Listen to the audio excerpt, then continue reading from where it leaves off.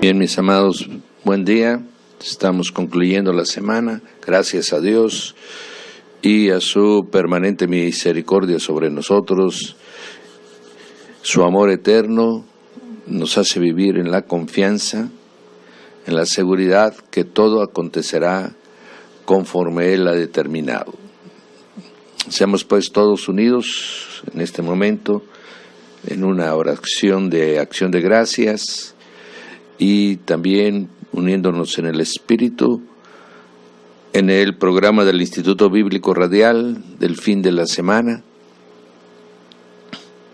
agradeciendo al Señor que a todos nos da sabiduría, nos da conocimiento, sobre todo se revela Él a nuestras vidas y nosotros vamos conociendo esa promesa tan grande que nos dio de que lo que ojo no vio y oído no oyó, ahora está subiendo a nosotros, a nuestra alma, mi hermano, para que nuestro entendimiento sea abierto, la luz del Evangelio borre toda tiniebla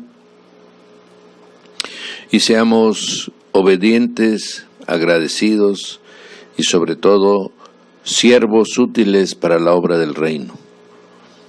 Señor, sé exaltado, Señor Jesucristo, sé exaltado siempre con nuestro testimonio, con nuestro servicio y con nuestra obediencia. Así sea, Padre eterno, en el nombre de Jesús. Amén. Bien, mis amados, estamos entonces en el programa de hoy, Desabundante. Todos los viernes hacemos un ajuste de los tiempos y vamos a poder tratar, ya vimos la iglesia de Efeso, la que se apartó de su primer amor. Ya vimos la iglesia de Esmirna, a la cual el Señor no le hace ningún reclamo. Es la única de todas las iglesias a las cuales no le hace ningún reclamo. Y le da fortaleza, aunque era una iglesia pequeña, era una iglesia verdaderamente comprometida con el Señor Jesús. Y por lo tanto recibe elogios de parte de Él y palabra de consuelo. Luego vimos la iglesia de Pérgamo, mi hermano, que es una iglesia, es la capital de toda esa provincia de Asia, ciudad muy importante, pero que también estaba inmersa en una vida de paganismo muy fuerte, tanto que ahí mismo, en ese tiempo que se escribe esta carta, estaba ahí el trono de Satanás, que ya explicamos el día de ayer qué cosa significa, qué significa ser el pontífice máximo también, y al final el Señor también la exhorta. Le dice que se aparte de las doctrinas equivocadas, de la doctrina de Balaam, de la doctrina de los Nicolaitas. Y luego ahora vamos a empezar a ver con Tiatira. Pérgamo decíamos que significa la casada, la que se unió en yugo desigual. ¿Por qué? Porque sería el periodo de cuando empieza Constantino hasta la caída del Imperio Romano, cuando ya se establece la Iglesia Católica, Apostólica y Romana, en la que el gobierno temporal del mundo se asocia con el gobierno espiritual. Por eso es la casada.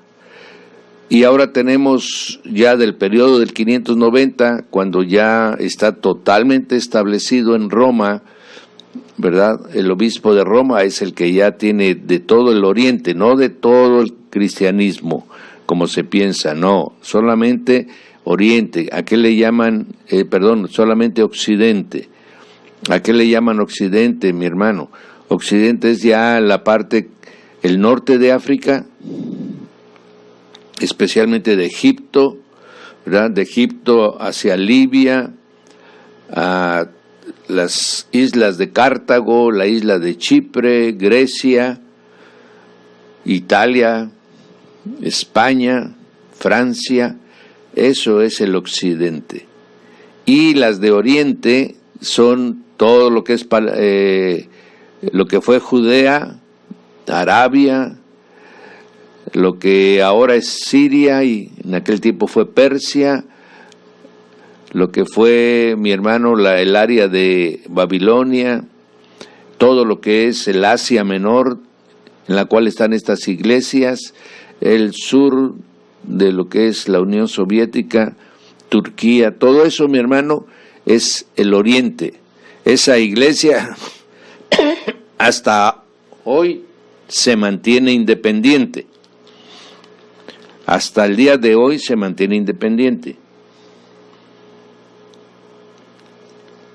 Todo el catolicismo se divide en dos grandes ramas.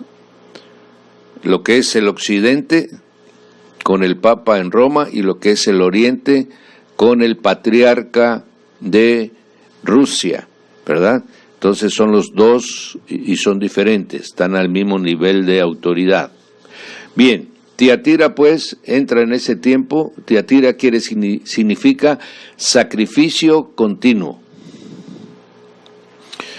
Y se le ha asignado a este periodo el dominio, es del año 590 hasta el año 1517, que fue cuando se inicia el movimiento de la Reforma, que estamos cumpliendo 500 años, ¿verdad? Porque la Reforma empezó en 1517. Ahorita estamos en 2017 y estamos cumpliendo 500 años que se inició la Reforma espiritual de el Evangelio del Señor Jesús, amén, apartándose del dominio que le había tenido sometida una iglesia que se apartó, que le aconteció exactamente lo mismo que le aconteció al pueblo de Israel. De labios honra, pero su corazón está muy lejos del Señor. Entonces empezamos con Apocalipsis 2:18 y dice: escribe el ángel de la iglesia en Tiatira, el Hijo de Dios, el que tiene ojos como llama de fuego, pies semejantes al bronce bruñido, dice esto. Amén. Se está presentando como el Hijo de Dios. Amén. El que tiene ojos como llama de fuego y sus pies de bronce bruñidos significan poder, autoridad, mi hermano. Amén. Dice: yo conozco tus obras, tu amor, tu fe y tu servicio, tu paciencia, que tus obras postreras son más que las primeras. Pero tengo unas pocas cosas contra ti, que toleras que esa mujer Jezabel, que se dice profetiza, enseñe y seduzca a mis siervos a fornicar y a comer cosas sacrificadas a los ídolos. Amén. Esto será permanente, mi hermano. La intención de Satanás es que hagas estas dos cosas, mi hermano. Que te desvíes de la verdadera palabra de Dios y empieces a escuchar doctrinas que no vienen del Señor. Por eso habla de esta Jezabel, falsa profetisa. Amén. ¿Y a dónde lleva, mi hermano, el buscar otro camino que el que ya conocemos? Nos llevará a fornicar. La fornicación en la Biblia tiene dos sentidos. Uno, el que se hace en forma física, porque donde hay idolatría, donde se adora a un falso Dios, mi hermano, se desarrollan así inclinaciones en la persona y se desvía, y entonces vienen las perversiones sexuales. Y también terminamos haciendo servicios para esos falsos ídolos. Y por eso él habla de las cosas sacrificadas a los ídolos. ¿Por qué? Porque se están en esos lugares de reunión, en esos lugares de falsa adoración. Entonces aquí esta es la introducción de lo que el Señor le dice a Tiatira. Amén. Sus ojos de fuego, mi hermano, indicando la pasión que tiene por su iglesia y la santidad de su iglesia. Amén. Pues él todo lo ve, todo lo conoce, todo lo sabe. Se presenta como juez a la iglesia de Tiatira, Tiatira, si bien es cierto que estamos escuchando que hace obras, que tiene amor por el Señor, que tiene fe, amén, que tiene un servicio muy amplio y tiene su paciencia, pero tolera. El contemporizar, mi hermano, nos desvía. Podemos hacer muchas cosas, podemos servir mucho, pero si seguimos contemporizando con áreas donde el enemigo tiene dominio, nos vamos a desviar. Porque cuando nosotros empezamos otra vez a volver en nuestra vieja forma de vivir, mi hermano, es como volver a intentar que nosotros tenemos el dominio para todas las cosas del mundo. Y el mundo ya nos había dominado antes de que el Señor nos rescatara del mundo.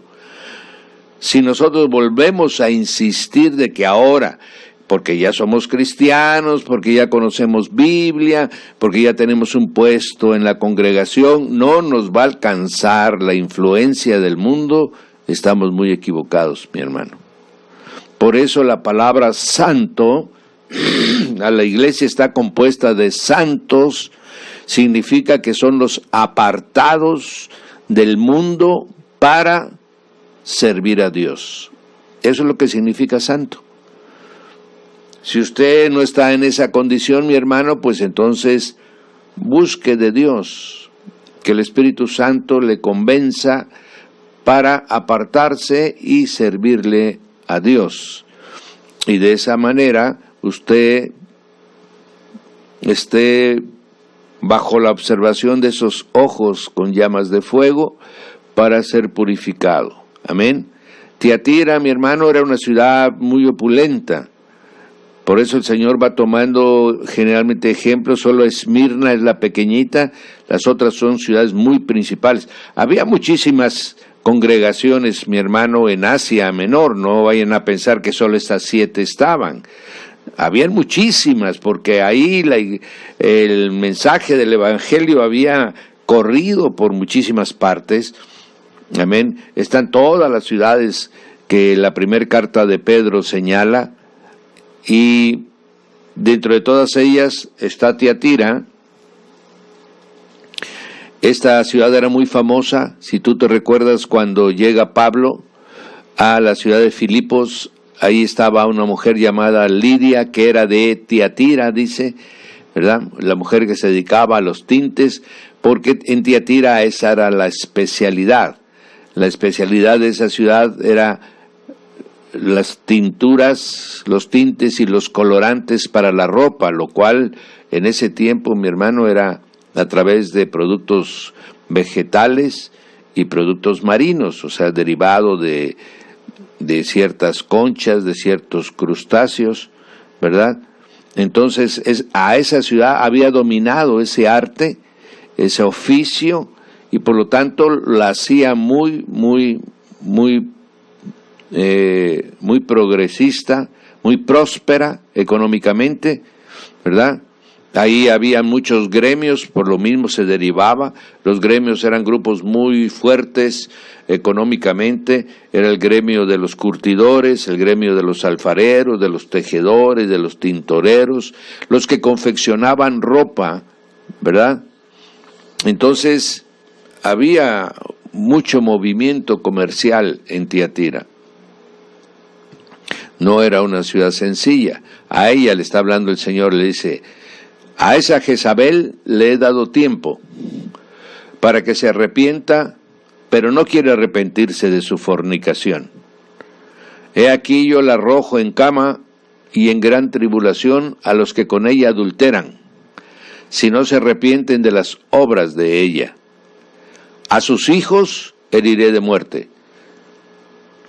Y todas las iglesias sabrán que yo soy el que escudriña la mente y el corazón, y os daré a cada uno de vosotros según vuestras obras. Amén. Aquí está dando una clave que es muy común, mi hermano. El falso profeta, sea varón, sea mujer, generalmente muestra signos de enfermedad. Tiene una enfermedad, tiene la otra, no se ha levantado de una y ya viene otra y sigue profetizando falsa profecía que viene de su corazón, porque aquí el asunto, mi hermano, es tomar el nombre del Señor, ¿verdad? Es muy común en todas las iglesias que usted escuche, y el Señor dijo, y muchos de ellos son falsos profetas.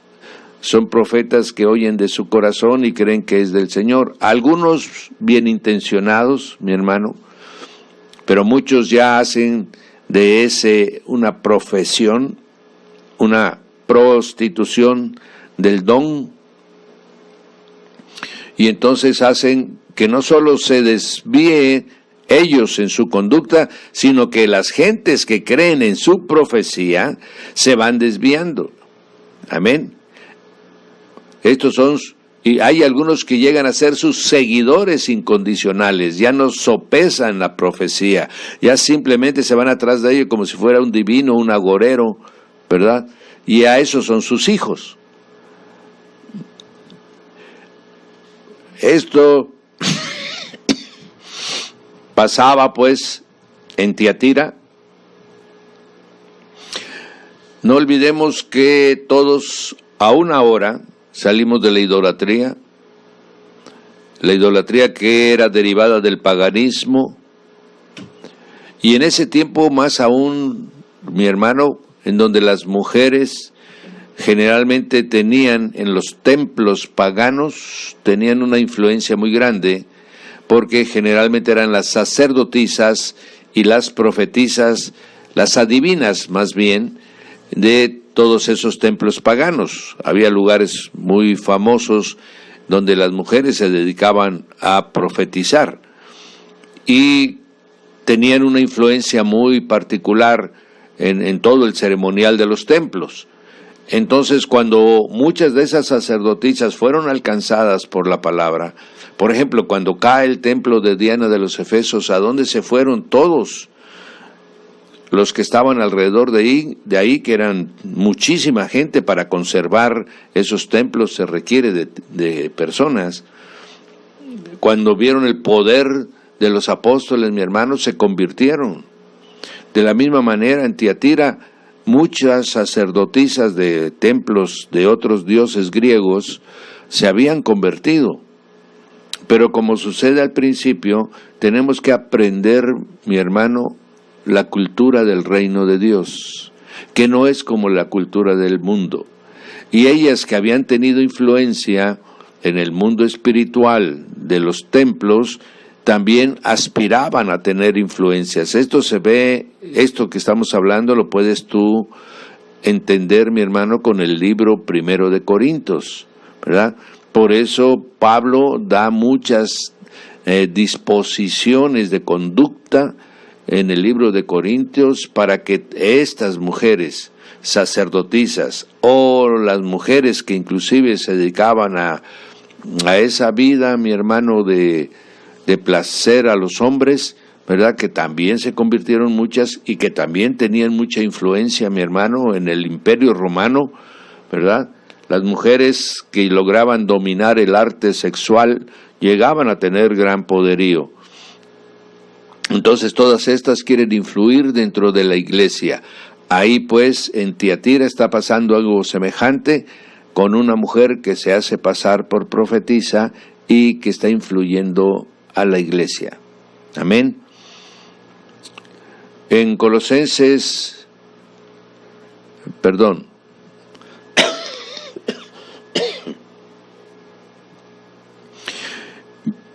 vemos que se manifiesta la misericordia de Dios.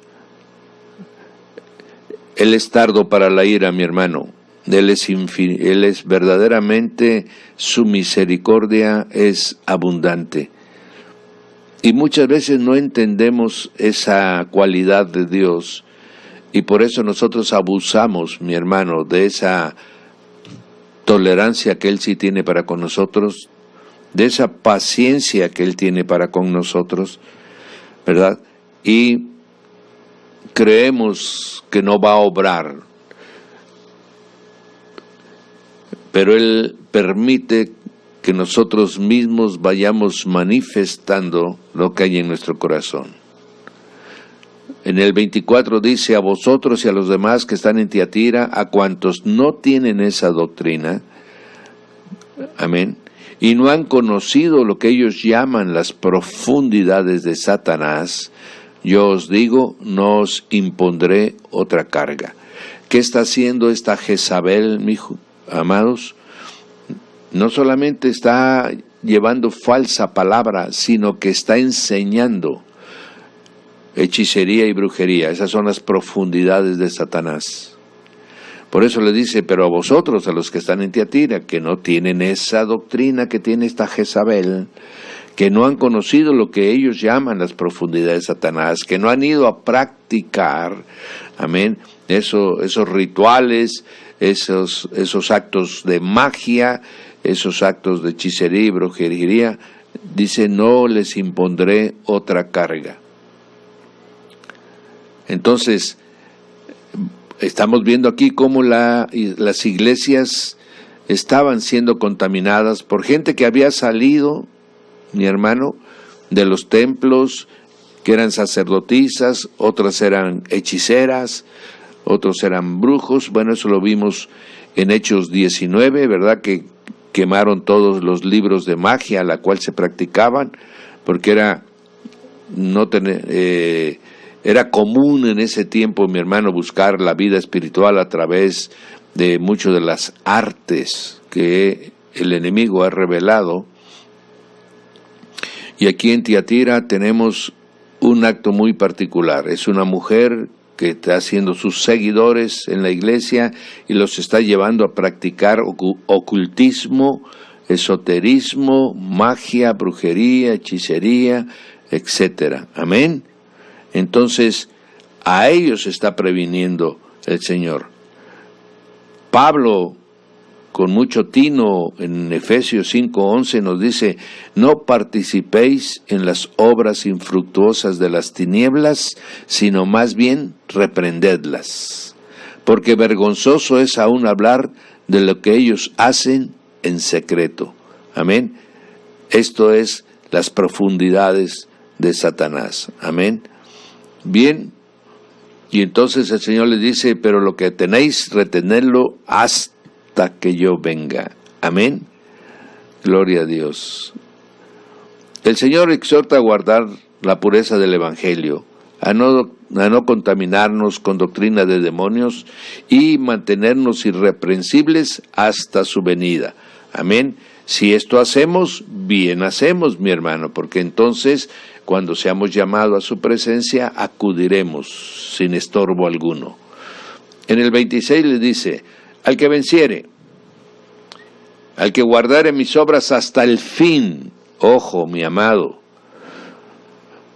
si alguno de ustedes le dice por ahí que puede hacer lo que bien le parece y que no hay ninguna porción en la Biblia que prohíba, mi hermano, volver a regresar a las cosas del mundo o a practicar cosas que están en contra de la palabra del Señor, bueno es leer el mensaje a las 7 iglesias. Él siempre dirá: al que venciere y guardare mis obras hasta el fin. Amén.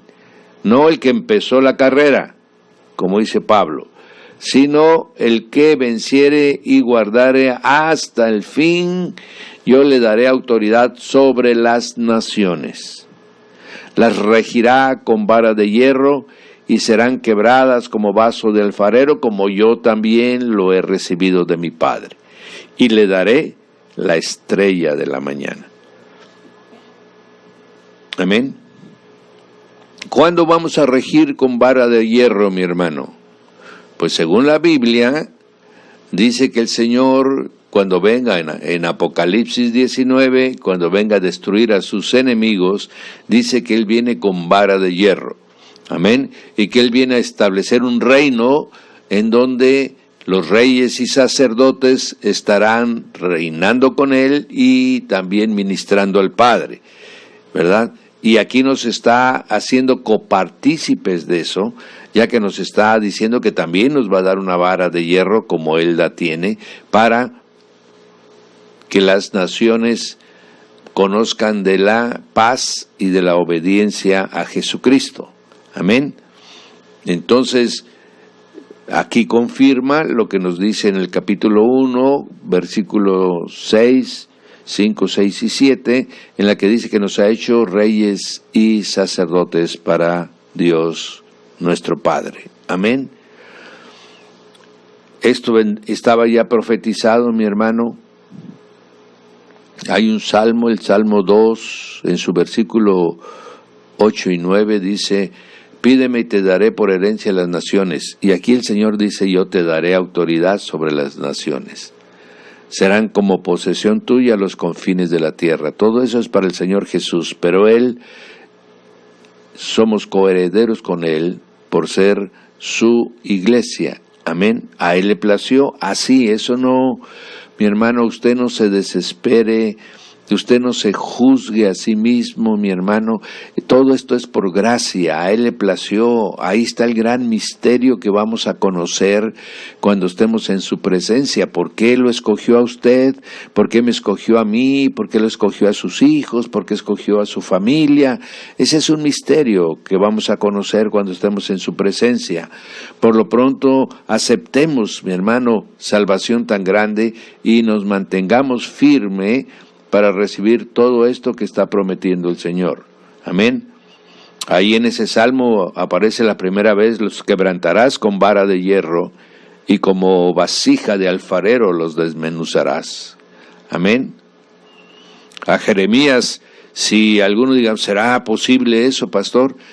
A Jeremías, en el capítulo 1 del libro de Jeremías, en su versículo 10, hay un texto que habla sobre esta porción. Dice: mira que te he puesto, le está hablando a Jeremías el Señor, mira que te he puesto en este día sobre naciones y sobre reinos, para arrancar y para destruir, para arruinar y para derribar, para edificar y para plantar. Amén. Y le está diciendo ahí: te he puesto sobre naciones. Entonces, ya con Jeremías esto había sido una realidad. El Señor le había dado autoridad para llevar su palabra y ordenar la vida de esas naciones. Y además nos va a dar la estrella de la mañana. ¿Quién es la estrella de la mañana, mi hermano? Es el Señor Jesucristo. Es la primera estrella que se ve cuando el sol ya está pronto a salir, cuando ya el albor de la mañana se ve, esta estrella brilla, porque Él es el principio. Amén. Entonces por eso Él se denomina también: yo soy la estrella de la mañana. Aleluya. Bien, mis amados, el que tiene oído, oiga lo que el Espíritu dice a las iglesias, no a la iglesia de Efeso, sino a todas las que componen el mundo. Amén. Bien, este tiempo del año 590 al 1517 sucedieron las cosas que más sucedieron, mi hermano, fue en el papado de la Iglesia Católica Apostólica. Se quedó totalmente confirmado. Amén. Empieza a demandar el nombre de obispo de los obispos, ¿verdad? Empieza a señalar que él es la cabeza de la iglesia que estableció Constantino. Amén. Lo cual no lo logra, mi hermano. Se le opusieron muchos lugares importantes que se llamaban, muchos obispos que estaban en Constantinopla, los obispos de toda Antioquía, los obispos de Jerusalén y el obispo de Alejandría. Era 5 lugares importantes donde habría lo que se llamaba, mi hermano, el obispo metropolitano. Ya veremos en la historia ahorita cómo se fue cambiando los nombres después. Y este que pretendió no lo logró. Aunque Gregorio I, del año 590 precisamente, se autonombró, ¿verdad? él solo, aunque no lo reconocieron los otros obispos como su obispo, amén, y declaró que ahora que no existía ya el Imperio Romano, que por derecho divino se le otorgaba a Pedro y a sus descendientes. Esto fue lo más significativo porque de ahí se derivaron muchas cosas. Luego tenemos, mi hermano, la historia de esta religión es terrible, ¿verdad? Llegaron a los extremos más grandes, pero no es sobre de ellos que queremos abundar, sino cómo las cosas el Señor va ordenando. Ya aunque estamos celebrando la Reforma, ya antes de la obra de Lutero, habían habido grandes personajes que habían tratado de apartar. Sobre todo la lucha más fuerte, mi hermano, estaba en la Biblia. La Iglesia Católica ha tratado de mantener la Biblia siempre bajo su dominio, bajo su control, y si es posible ocultarla a los ojos de los hombres. De tal manera que hay grupos que vamos a ver posteriormente que se mantuvieron firmes, mi hermano, en esa forma de pensamiento, que guardaron la pureza del Evangelio, que guardaron los pergaminos y se los transmitieron de generación a generación. Tanto es así que en el año 1320 hay un hombre que se llama John Wycliffe, amén, inglés, él tradujo la Biblia al inglés antiguo, ¿verdad? Él tradujo del latín y del hebreo, porque era un hombre entendido, ¿verdad? Del hebreo y del latín tradujo, y del griego también, mi hermano, y ya para 1370 más o menos, él ya tenía una Biblia en inglés, que por esa razón lo apartaron de su cargo. Él era catedrático de la Universidad de Oxford y lo mandaron a su casa, donde estuvo recluido el resto de su vida. No lo mataron porque era un personaje que tenía mucha relevancia en la sociedad. John Hus posteriormente conoció, él leyó precisamente de esa Biblia que tradujo Wycliffe. John Hus la pudo leer en el inglés, aunque él era de Hungría, ¿verdad? Él la pudo leer, mi hermano, y se dedicó a predicar. John Hus especialmente era muy bien atendido dentro de la nobleza, ¿verdad? Y él a ellos les empezó, y muchos se convirtieron por la prédica de John Hus, ¿verdad? Este hombre empezó a señalar las cosas en las cuales tenía fundamentada su religión, el catolicismo, pero que estaban fuera de lo que la Biblia decía. A este hombre lo invitaron, mi hermano, a que fuera a defender sus tesis a un concilio, a una reunión. Ahí lo atraparon, fue una trampa, mi hermano, aun cuando tenía el salvoconducto de su emperador. Lo engañaron, lo llevaron y fue después quemado en la hoguera. Es lo que se temía después de que le iba a suceder también a Lutero, pero a Lutero lo protegió plenamente el Señor. Luego había otro, William Tyndale, que también, mi hermano, de una manera muy tremenda, él nos imprimió, amén, él imprimió la Biblia de inglés que Wycliffe había traducido, porque él nada más la tradujo, mi hermano, y fue un solo tomo, ¿verdad? Y pues obviamente se lo quitaron y lo guardaron en una biblioteca y nadie lo conoció, a menos después poco a poco se fue reproduciendo, y Tyndale ya lo imprimió, ¿verdad? Que fue por los años, mi hermano, un poquito antes precisamente del tiempo de la Reforma. Y había otro personaje muy poco conocido, pero en el mundo de los que se dedican a estudiar la historia de la Biblia, las traducciones de la Biblia, es un personaje muy reconocido, y este se llama Erasmo de Rotterdam, un holandés, amén, que hizo una revisión completa de todo lo que hasta entonces se tenía de pergaminos, ¿verdad? Y dejó un texto que sería base para la traducción en muchos países. El Señor ya está obrando, ¿verdad? Estamos hablando de 200 años antes de que la reforma se cumpla, ya había empezado a mover. Bien, el Dios Todopoderoso está obrando siempre, y Él es el que conduce la vida de los pueblos. Entonces ahí termina Tiatira.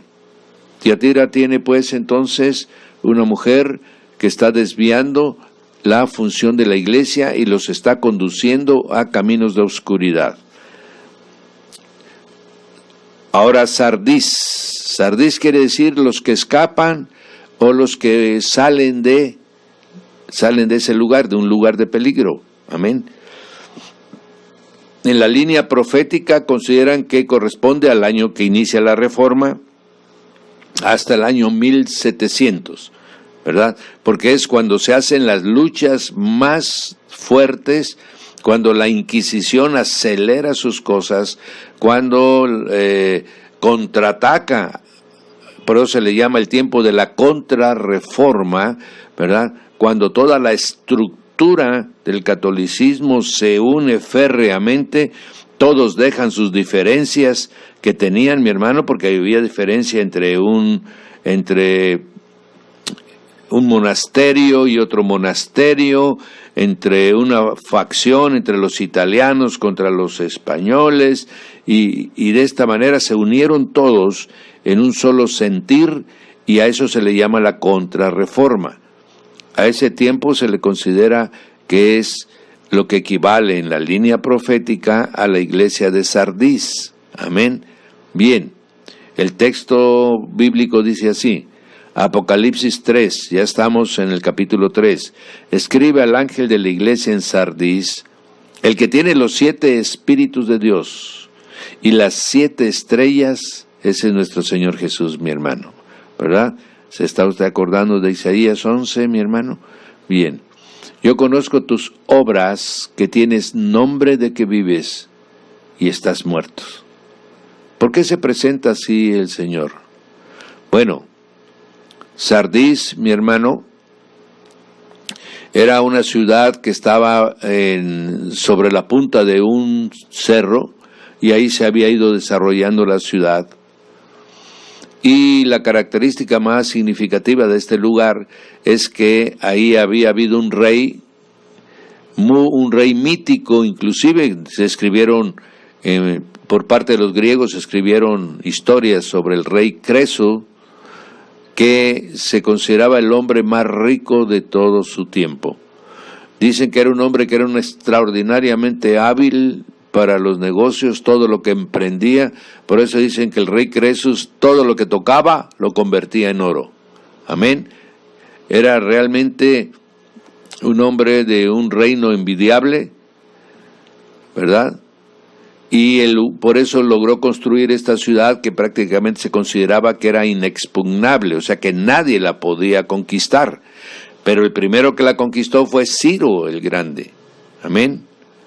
Y cuando Ciro conquista precisamente Sardis, pues las riquezas que almacenaba ese reino, lo hizo prácticamente poderoso, en el sentido de que pudo con eso ampliar su ejército y contratar a otros más, y ahí lo empezó su carrera de Ciro, mi hermano, hasta llevarlo a hacer ese gran imperio medo-persa que había sido vista en el ídolo, en la figura que en un sueño tuvo Nabucodonosor. Ahora le tocaba a él ser el pecho de plata, y ahí empezó, amén, por esta riqueza que almacenó. Ahí en Sardis, mi hermano, se fabricaban las alfombras de lujo más impresionantes, mejor aún que las persas, que también tenían su fama. La segunda vez que esta ciudad fue conquistada fue por Alejandro el Magno. Amén. Bien, esto es para dar un pequeño panorama de lo que era esta ciudad de Sardis. Bien.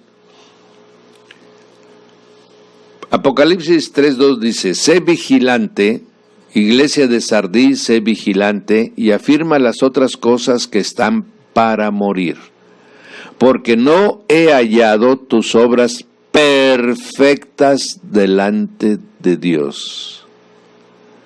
Amén. Amados, son 2 capítulos de las 7 iglesias, capítulo 2, capítulo 3 de Apocalipsis. Pero las revelaciones que el Señor Jesús tiene a estas 7 iglesias, mi hermano, es motivo verdaderamente para que nosotros estemos alineados conforme a su voluntad. Mira que les dice: afirma las otras cosas que tienes, porque van a morir, porque yo no he hallado tus obras perfectas delante de Dios. Amén. Entonces no es hacer las cosas como querramos hacerlas, no es lo que se nos ocurra, sino son las obras que Dios ya tiene de antemano, dice, preparadas para nosotros, para su gloria. Y las obras que hagamos deben de ser perfectas. Amén.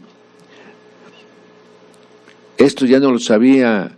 Esto que parece una sorpresa para algunos, ya lo había dicho el Señor en Mateo 5:48. Sed pues vosotros perfectos, como vuestro Padre que está en los cielos es perfecto. Y aquí otra vez está hablando de que cuando no encuentran las obras perfectas, mi hermano, no tienen valor delante de Él. Entonces esto nos debe realmente ocupar en revisarnos cómo estamos haciendo las obras para Dios, ¿verdad? Muchos dirán: oiga usted, pero nadie puede ser perfecto. Claro que sí. Si Él dice que seamos perfectos y que Él busca que nuestras obras sean perfectas, puede ser. Solamente que debemos de entender lo que dice 2 de Corintios, capítulo 3, versículo 5, y ahí vamos a entender cómo podemos llegar nosotros a hacer las cosas perfectas.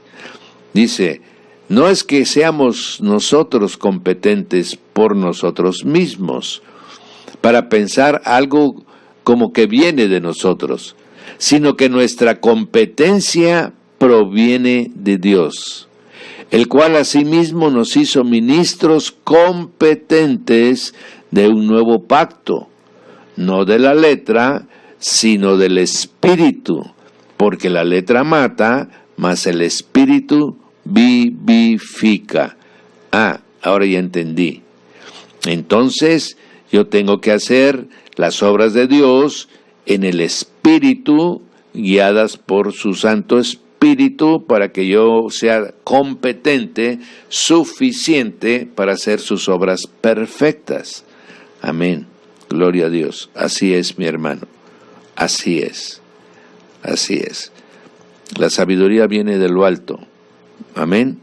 Entonces, todo, Él pone en nosotros el recurso para poder hacer lo que Él nos manda hacer. No nos manda a hacer cosas y deja que nosotros busquemos con qué lo vamos a hacer, cómo lo vamos a hacer, dónde lo vamos a hacer. No, Dios ordena todas las cosas y entrega todos los recursos necesarios para hacer lo que Él mandó hacer. Amén. En el versículo primero que leímos, mi hermano, el Señor se presenta como el que tiene los 7 espíritus de Dios, como el que tiene las 7 estrellas. ¿Qué quiere decir? Como el que tiene todo el recurso del mundo. Él es la plenitud de la deidad. Amén. Se presenta como el que todo lo ve, como el que todo lo juzga a través de esos poderosos ojos. Sardis, que una vez fue poderosa, mi hermano, a través de este rey, ahora está en decadencia espiritual, sus obras no son perfectas, las está haciendo ya mezcladas con otras cosas. Vive de su pasado, mi hermano, ¿verdad? Y no afirma su fe en el presente. Lo que antes fueron, dice Pablo, ¿qué importa? Lo que ahora son, eso es lo que le interesa a Dios. Entonces, no andemos viviendo del pasado, mi hermano, sino vivamos de nuestro presente, todo el tiempo alabando y exaltando la obra de Dios en nuestras vidas. Amén. La tradición, las costumbres, el orgullo ancestral, el orgullo familiar, amén, lo que hacen es limitar nuestra vida en el reino de Dios. Traer cosas del pasado para quererlas meter dentro de la iglesia, mi hermano, eso no hará que prosperemos en nuestra vida en el reino de Dios. Ya el pasado está en el fondo de la mar, lo dejemos que ahí repose, que ahí descanse y vivamos la abundancia del presente que nos da el Señor todos los días bajo la dirección de su Espíritu. Amén. En el Apocalipsis 3:3 dice, acuérdate pues de lo que has recibido y oído y guárdalo.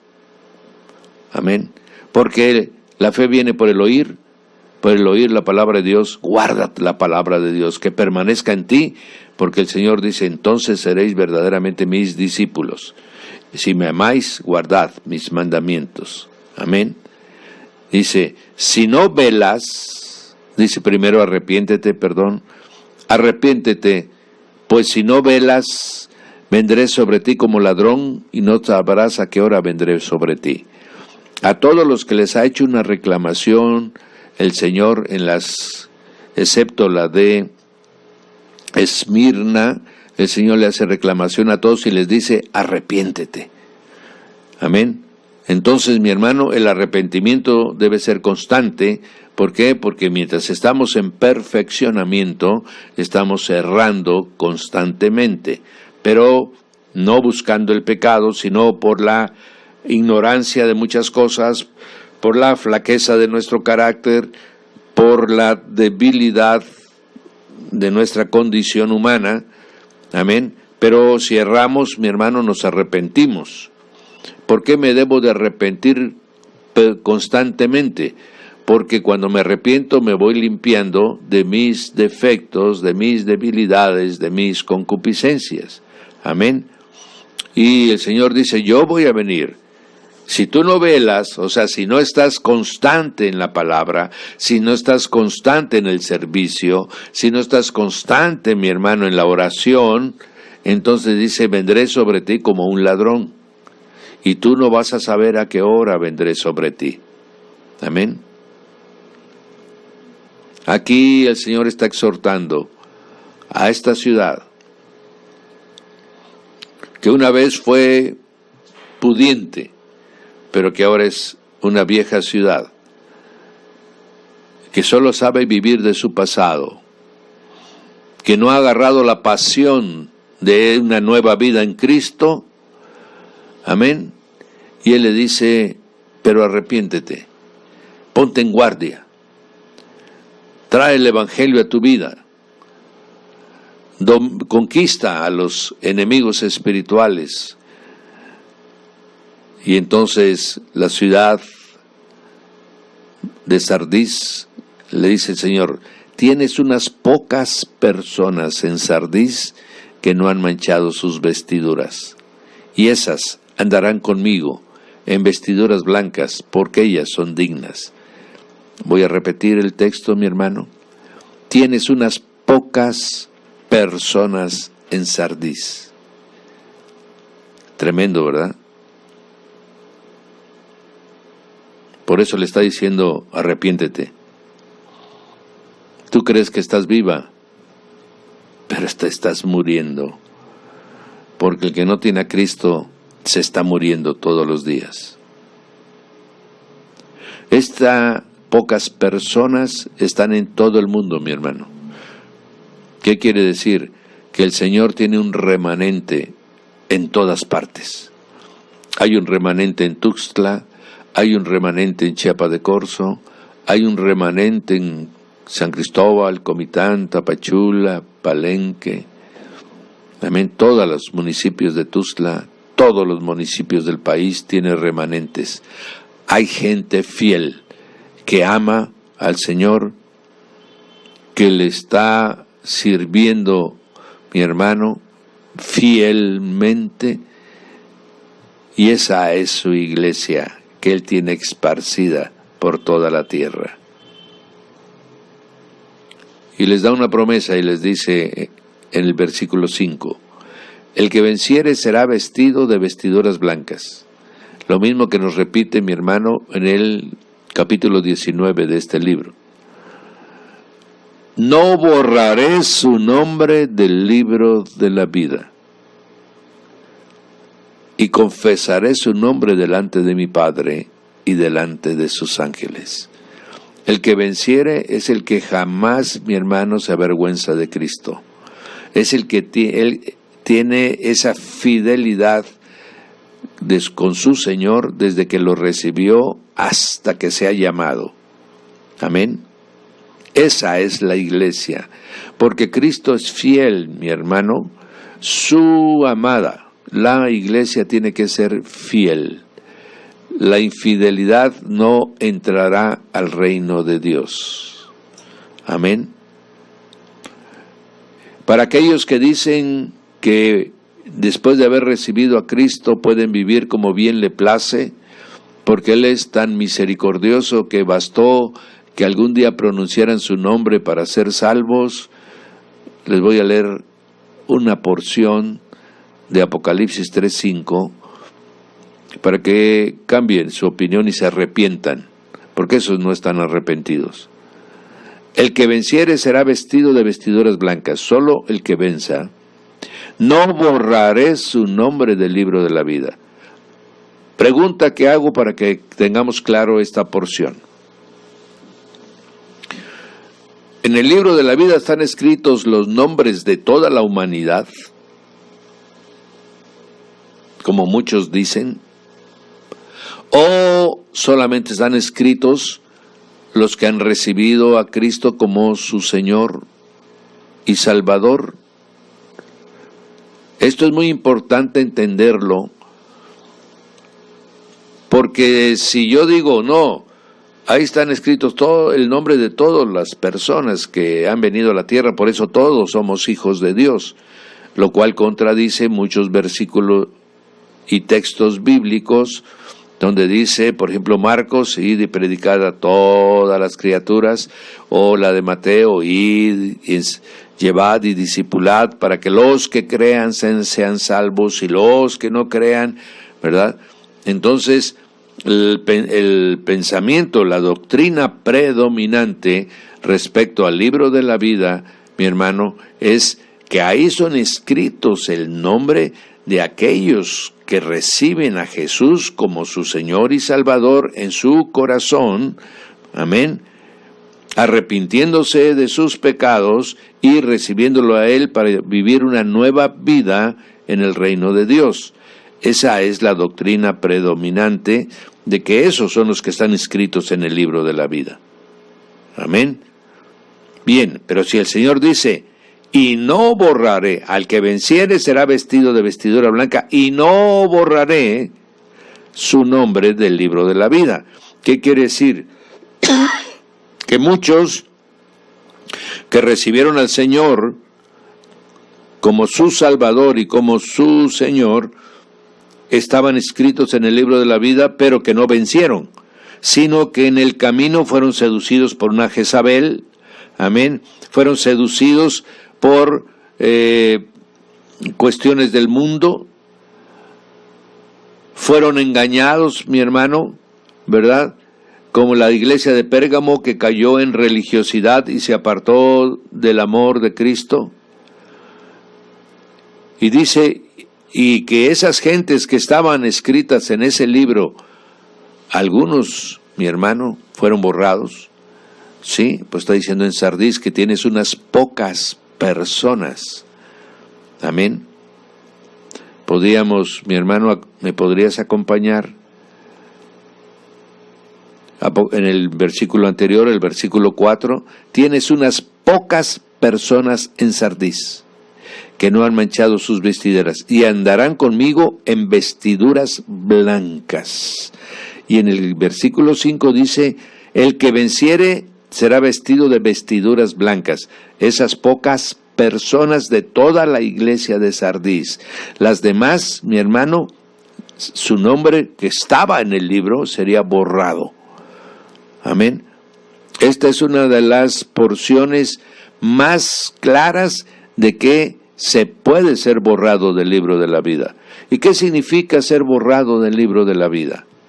Bueno, si tú recuerdas, en el capítulo 20 de Apocalipsis, también dice que fueron abiertos los libros, y también fue abierto un libro que era el libro de la vida, donde están escritos todos, amén, que serán salvos porque están en el libro del Cordero. El que no se halló en el libro de la vida fue arrojado al lago de fuego. Ese es el libro de vida. Y hay nombres que si no vencen hasta el fin, serán borrados. Por eso es que el que persevere hasta el fin, éste será salvo. Amén.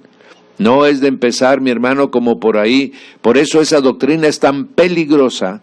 Es más peligrosa, mi hermano, que la vida, que las doctrinas claras que te llevan al pecado, que te engañan. No, esa doctrina es muy peligrosa, porque te hace confiar de que tú ya estás salvo y no necesitas guardar la santidad.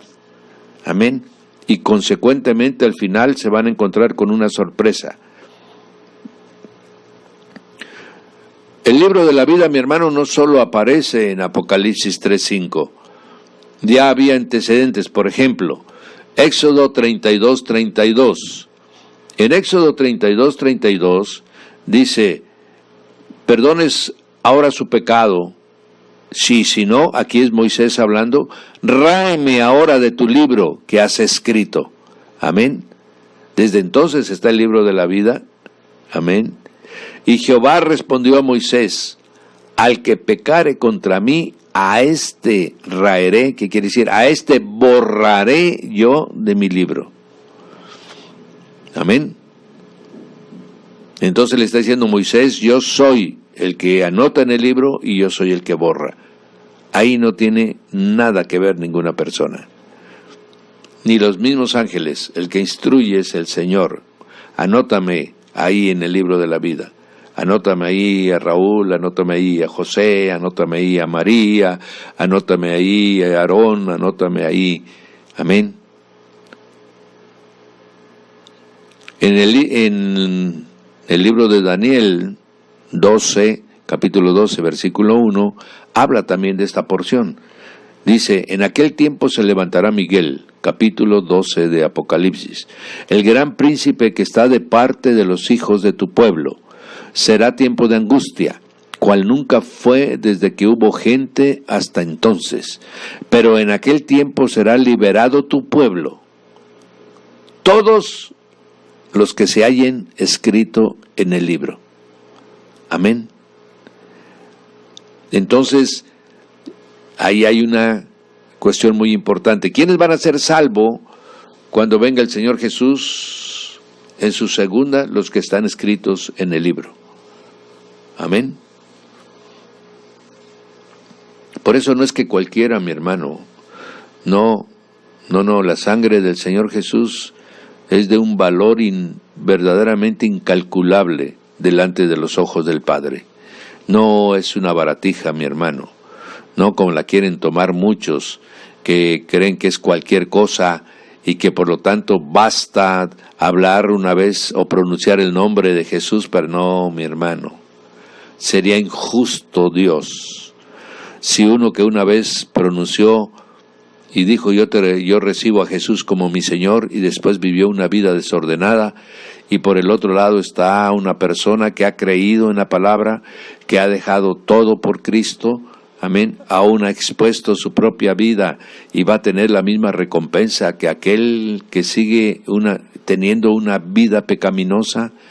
Entonces, mi hermano, no es así, es imposible que sea así, porque nuestro Padre eterno está sentado sobre, dice, tu trono, oh Dios, está sentado sobre juicio y sobre justicia. Amén.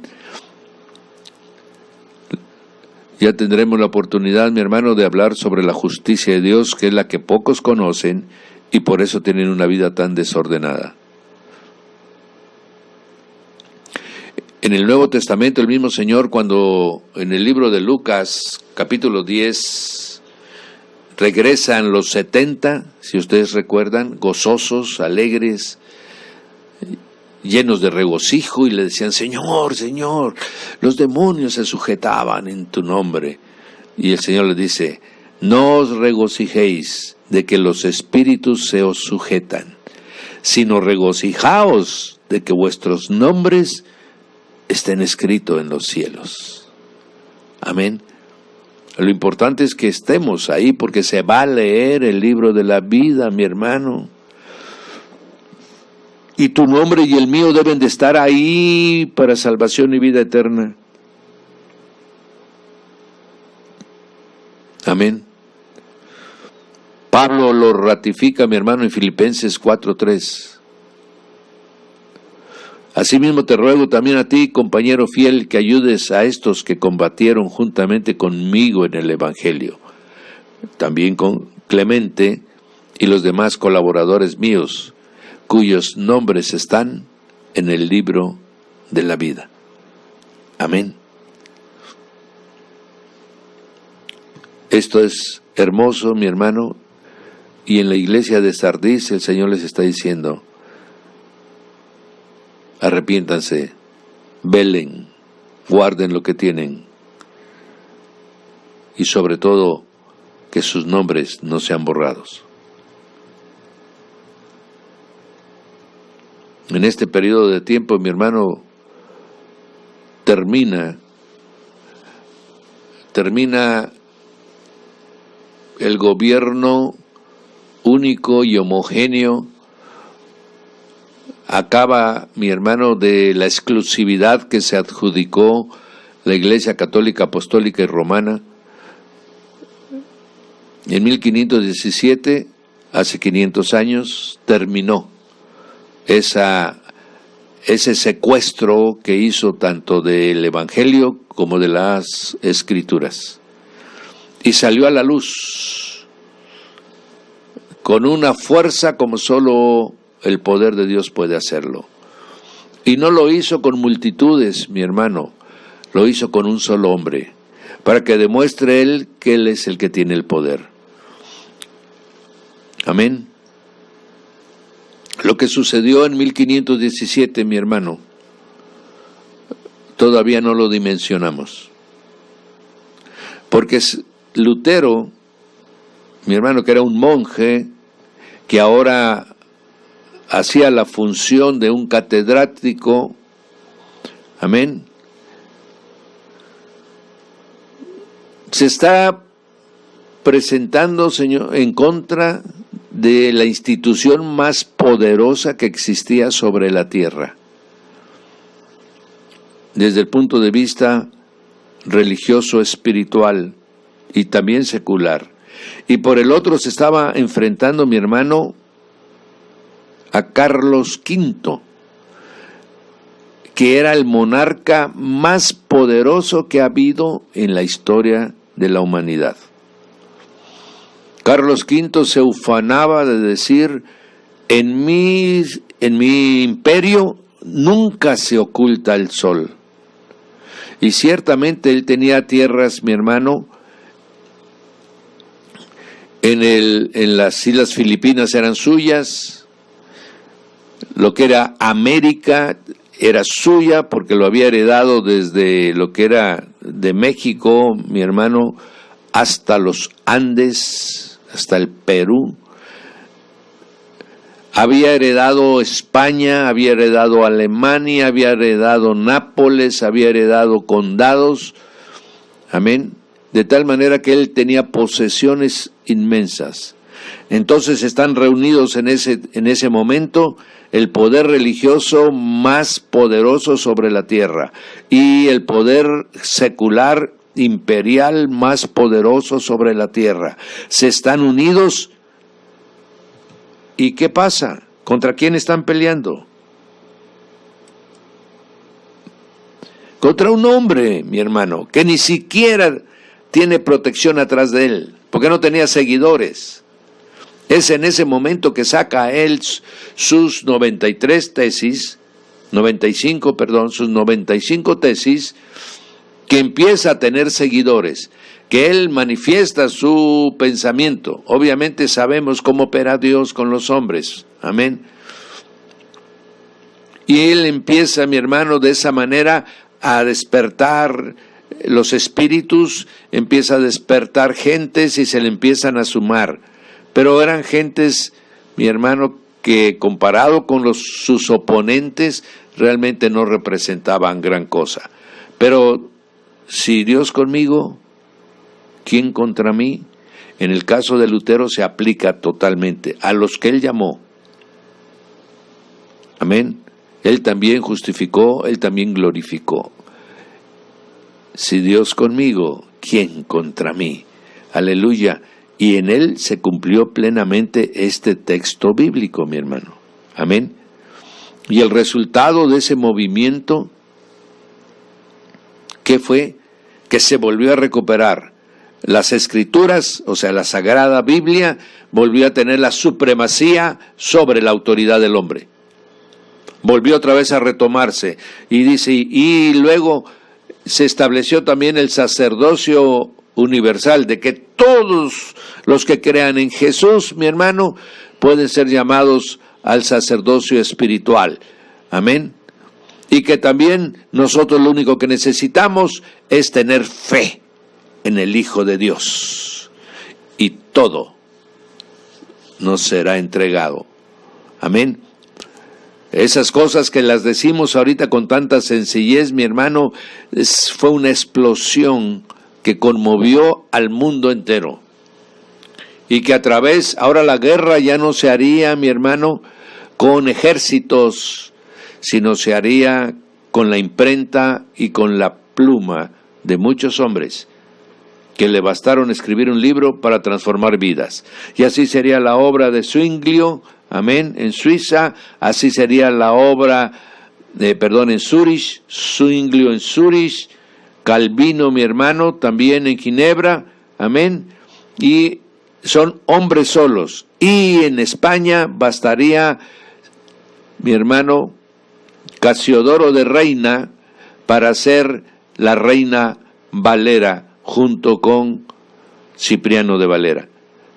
2 hombres, mi hermano, escribieron la Biblia que tú y yo leemos con tanta frecuencia y que transformó todo el mundo de habla en español.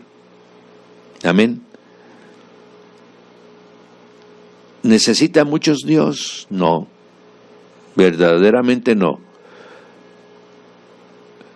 Ahora en el mundo hay muchos, en todo el mundo, mi hermano, en el África, en Asia, aún en Rusia.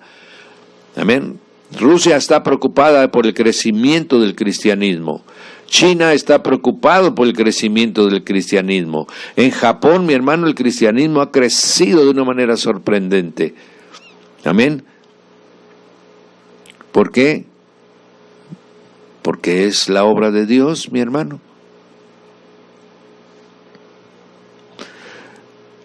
Este periodo pues termina y entramos, mi hermano, a la iglesia de Filadelfia. La iglesia de Filadelfia significa amor fraternal. De aquí es donde muchos vienen también comentando lo siguiente. 1517, 1700. Ahí entra la reforma, le llaman la reforma de la fe. en la que el hombre conoció que solo por fe se necesita para ser salvo y para vivir bajo la dirección de Dios. Ahora estamos entrando en la siguiente época que le llaman la reforma de la santidad. Amén. Donde además de la fe que ya se tenía, que se leía la Biblia, se creía en Dios, mi hermano, se vio la necesidad de que además de creer en Dios, se tenía que vivir en santidad para poder ver a Dios. Ya es otro nivel de revelación. Amén. Se van sumando la fe y la santidad. Amén. Bien. Esta se considera que es el periodo de 1700 a 1900, donde se expande, donde verdaderamente se va por todas partes, donde Estados Unidos especialmente se establece como la potencia del mundo, amén, y se convierte también como la fuente de todos los recursos más importantes que se utilizarían para la evangelización del mundo, cosa que todavía hace ese país, amén. Bien, Filadelfia. Esta ciudad fue fundada por el rey Atalus III. Este era rey de Pérgamo, ¿verdad? En el año 1160 al 138 a.C. Y la construyó, mi hermano, esta ciudad de Filadelfia la construyó Atalus, amén, por el amor que él le tenía a su hermano, que también era rey de otra ciudad, y le construyó una ciudad a su hermano Émenes. Entonces, por eso se llama Filadelfia, que quiere decir amor fraternal. Fue un regalo del rey principal a su hermano. Amén. Y la intención de esa ciudad, desde el principio, fue construida con un propósito. El propósito de la construcción de esa ciudad es que fuera el centro de difusión en toda Asia de la cultura griega. El griego, mi hermano, tenía una inclinación natural a propagar su forma de pensamiento. Donde quiera que iba, llevaba su forma de toda su cultura, la llevaba, toda su cultura, sus filósofos, sus científicos, sus dioses, todo, llegaba a un pueblo, implantaba todo. Entonces ahí en Filadelfia, mi hermano, ahí se prepararon, ahí había una escuela muy grande donde se preparaban eruditos y después eran enviadas a las otras naciones, amén, que iban siendo conquistadas por el imperio griego. Conquistaban una ciudad y mandaban los eruditos para que impusieran su cultura, amén. Cuestión que después siguen hasta ahora los pueblos, porque usted sabe que toda la ciencia viene de ciertos países, especialmente promovidos por Estados Unidos, todas las formas de educación vienen de otros países, ¿verdad? Es la misma forma como funcionaban los griegos. Llevaban todo, su religión, su ciencia, su cultura, su arte, ¿verdad? Y sus dioses. Bien, entonces en Filadelfia los capacitaban a sus misioneros griegos para que se fueran a los países más lejanos. Amén. Esta ciudad de Filadelfia fue destruida parcialmente por un terremoto en el año 17 antes de Cristo y fue reconstruida por el César Tiberio. Amén. De tal manera que el esplendor que tenía cuando se está enviando esta carta se debe a la reconstrucción que se hizo por Tiberio César. Y entonces el Señor le dice: escribe al ángel de la iglesia en Filadelfia, esto dice el santo. Amén. El verdadero, el que tiene la llave de David, el que abre y ninguno cierra, y cierra y ninguno abre. Amén. Pero se presenta primero como el santo. Por eso es que este periodo le ponen el periodo de la reforma de la santidad. Esto, mi hermano, de que habla el santo, ¿a qué nos está diciendo? Sed santos como yo soy santo, ¿verdad? Aquel en Éxodo 28:36, tenemos, por ejemplo, una característica del sumo sacerdote. Dice, harás además una lámina de oro fino, grabarás en ella como grabadura de sello, santidad a Jehová. Y la pondrás con un cordón azul, y ésta estará sobre la mitra, por su parte delantera de la mitra estará, para que todos vean, ¿verdad? Santidad a Jehová. Amén. Entonces Él quiere que seamos santos. Claro que sí, porque Él es santo. Podrá estar lo corruptible, lo pecaminoso, lo abominable, mi hermano, delante del que es santo, 3 veces santo. Amén. Es imposible, mi hermano. Por eso es que muchos van a ser borrados del libro de la vida, porque han llevado su temeridad hasta los límites de donde pueden encontrar la perdición. El santo y verdadero que se está presentando a esta iglesia, él está apartado de todo engaño, mi hermano. En él no hay nada, ni una mota siquiera de pecado. Toda levadura está lejos de él. Y todas cosas le han sido dadas en el cielo y en la tierra. Amén. Por eso Él puede abrir la puerta que bien le plazca. Y la puerta de bendición que Él la abre, no te la cierra nadie, mi hermano. Como también, cuando no es para bien tuyo, ni para bien mío, cuando a veces nos equivocamos y creemos que algo es bueno para nosotros, y Él sabe que va a ser dañino, nos cierra la puerta. Amén.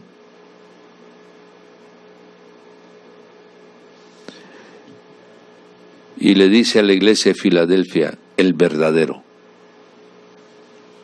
Si Él es el verdadero, hay uno que es falso. El verdadero, el fiel, dice, admirable consejero, verdadero, el fiel, el justo. Amén. El que trajo y nos dio a conocer la doctrina del Padre, para que nosotros conozcamos al Padre bueno, al Padre misericordioso, al Padre justo, al Padre que nos ama. Y lo que Él enseñó, por eso se llama el verdadero, porque Él es la verdad. Entonces todo lo demás que esté contrario a su mensaje y a su doctrina es falso, es mandamiento de hombre. Amén. Entonces lo importante es, ¿qué cosa es lo que tú sigues? ¿Sigues la doctrina del Señor Jesús en el Evangelio o sigues mandamientos de hombres que simulan servir a Jesús, pero que ellos han hecho sus reglas? Esto es muy importante, eso está pasando mucho en el mundo cristiano ahora, mi hermano, que se están apartando del Evangelio y están sustituyendo las verdades del Evangelio, lo que nos reveló el verdadero, por mandamiento de hombres. Todo aquel que baja su mirada, en lugar de estar viendo a donde está sentado Cristo Jesús en los cielos, y baja su mirada a la tierra para ver al ministro y dejarse nada más guiar por el ministro, aun en cuanto esté en contra de la Biblia, ese ya bajó sus aspiraciones de llegar al cielo para quedarse en la tierra. La doctrina del Padre no puede ser modificada, mi hermano, por nadie. Ya fue dada y su palabra permanece para siempre. Amén. La llave de David, mi hermano, tiene que ver mucho con la cuestión de la santidad en el templo. Tenemos una referencia a esa llave en el libro de Isaías 22:15, mi hermano, porque ahí había en ese lugar un hombre llamado Sebna, que era el mayordomo.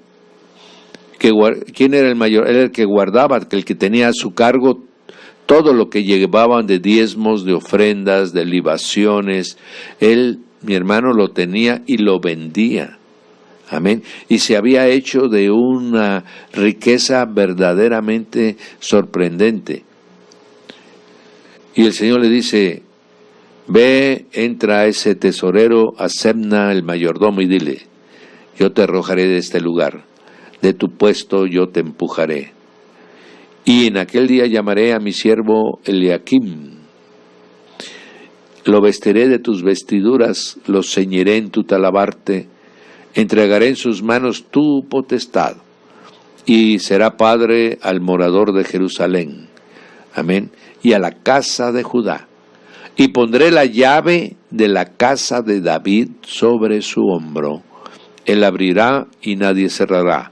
Cerrará y nadie abrirá. Amén. ¿Qué cosa? ¿De qué se está? Él prácticamente el que manejaba todo el tesoro del templo. Amén. Estaba en él la administración de todos los bienes del templo y de la casa de David. Aleluya. Y ahora el Señor dice: yo soy el heredero. Yo soy de la estirpe de David. Amén. Él se está presentando, mi hermano: yo soy el que tiene la llave de David. Yo soy el que abre. Yo soy el que provee de todas las cosas. De mí depende que todas las bendiciones abundantes lleguen a nuestra vida. Amén.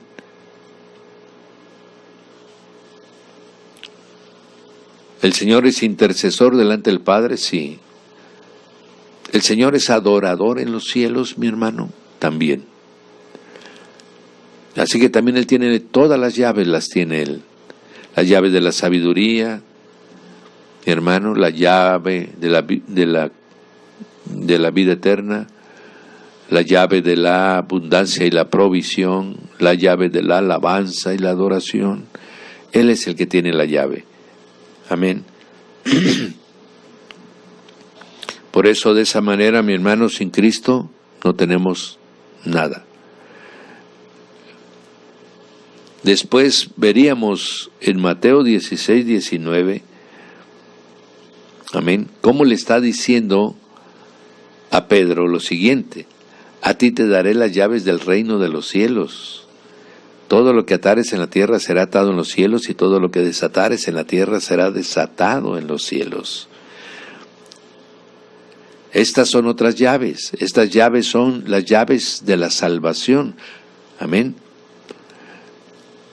Después se las diría a todos en el capítulo 18, mi hermano. ¿Por qué? Porque las llaves del reino de los cielos es cuando usted va y entrega el evangelio y una persona lo recibe. La llave del reino de los cielos se llama Jesús, mi hermano. El evangelio para recibir al Señor Jesús es la llave, y esa la tiene usted en la evangelización. Estas llaves, mi hermano, nos dan la autoridad espiritual a la iglesia para que pueda desatar a las personas que están atadas, aquellas que las tenga oprimidas Satanás por la mentira y por el engaño. Usted las puede desatar, mi hermano, para que ellos puedan conocer de Jesús y entonces se les abran las puertas del cielo. Cuando Pedro le dice a Simón el mago: yo veo que estás en prisiones, amén, y de amargura. Entonces Simón le dice: ora por mí para que no me venga tal mal. Y Pedro no lo desató, mi hermano. Amén. ¿Por qué? Porque no estaba arrepentido. Porque ¿para qué, mi hermano, declara usted bendición sobre la vida de los que están atados y no se están arrepentidos, mi hermano? Entonces, usted y yo tenemos esas llaves. Esto lo confirma el Señor en el capítulo 20, 23, después de que les sopló sobre ellos el Espíritu Santo y les dijo: a quienes remitiereis los pecados, amén, quiere decir, los desatas de acá y los envías para salvación, les son remitidos. Y a quienes se los retengas, les son retenidos. O sea, o los desatas o los atas. Por eso la boca de usted, mi hermano, que tiene usted a Jesús en su corazón, guárdelo mucho. Guarde mucho lo que dice usted sobre sus hijos. Nunca, jamás maldiga usted ni a sus hijos, ni a su esposa, ni a su esposo, ni a su parentela, ni a su familia, mi amado. Amén. Esto se ve, esto que estamos comentando, que dice, a ver, algo más claro, pastor. 1 Corintios 5. Ahí hay un caso que dice 5:1, de cierto se oye que hay entre vosotros fornicación, pecado. Tal fornicación cual ni aun se nombra entre los gentiles. Hay entre vosotros. ¿Quiénes son vosotros? La iglesia de Corinto. Y les dice, hay tal fornicación que ni aun se nombra entre los gentiles. Tan grande es el pecado que tienen entre ustedes que alguno tiene la mujer de su padre. Y todos están envanecidos. Todos ustedes lo toleran. Todos ustedes comparten ese pecado.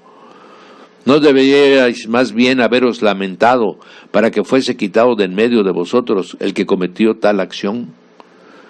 Ciertamente yo como ausente en cuerpo, pero presente en espíritu, ya como presente he juzgado al que tal cosa ha hecho.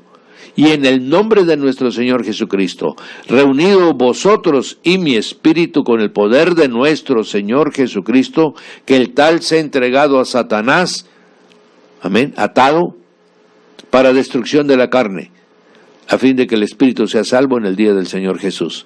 Ahí Pablo está aplicando ese principio. Amén. Él no está remitiendo el pecado. Él está diciéndole, tú vives en tu pecado, tú estás en pecado.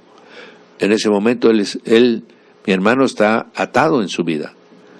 Su pecado permanece en él. Se arrepiente, obviamente se libera de la atadura. Amén.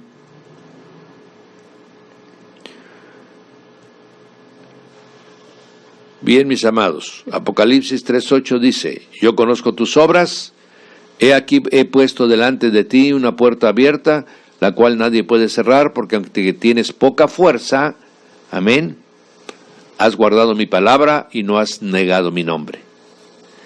Filadelfia, el amor fraternal tiene una puerta abierta.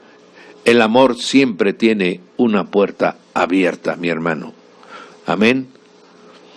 Y así la iglesia de Filadelfia se convirtió en una congregación también misionera. Así como los griegos habían enviado a sus mensajeros para llevar su cultura, así Filadelfia, mi hermano, se convierte en una iglesia hermosa que a partir de ahí se le abre una puerta y sale a las naciones y a las poblaciones a llevar el evangelio del Señor Jesús. Amén.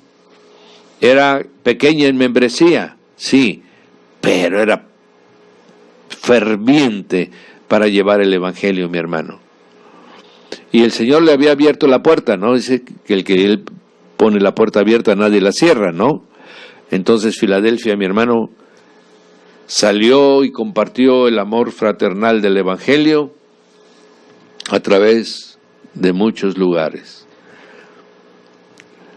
En Filipenses, mi hermano, Pablo deja constancia de ello.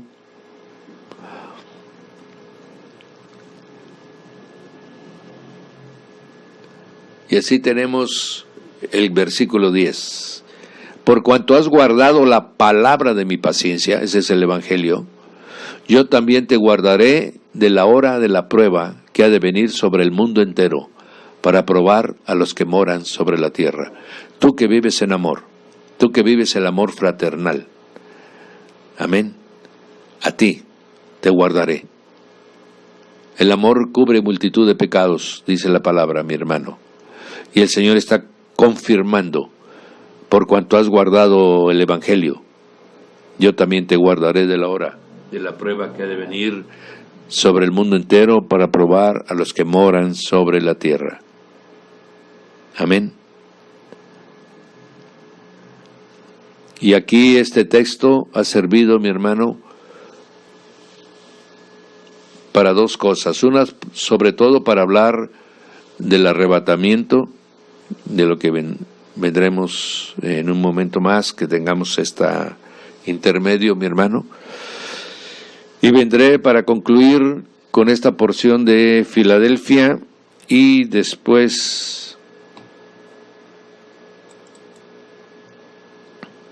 de esta pausa, mis amados, vendremos a hablar del arrebatamiento y de la Odisea.